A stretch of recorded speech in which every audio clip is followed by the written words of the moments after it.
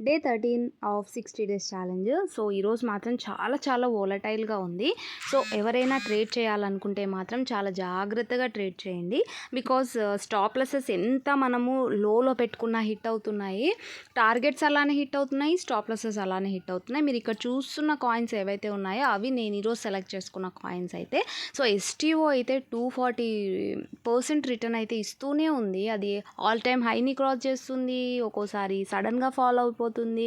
ఏం అర్థం కావడం లేదు. అండ్ గోట్ని నేను షార్ట్ అయితే చేసేసాను. దాంతో పాటుగా ప్లెమ్యూల్ని కూడా నేను షార్ట్ తీసుకున్నాను. మిగతావన్నీ కూడా లాంగ్ పొజిషన్సే తీసుకున్నాను. సో, ఏవన్నా కానీ little stop loss and little targets పెట్టుకోండి. అండ్ మనకి లివరేజ్ చాలా తక్కువగా తీసుకోండి. బికాజ్ ఇంత వోలటైల్గా నేను ట్రేడ్ చేస్తున్నప్పటి నుంచి కూడా ఇప్పుడే ఫస్ట్ టైం ఇంతగా నేను వోలటైలిటీ చూస్తున్నాను. సో, బీ కేర్ఫుల్ అండి.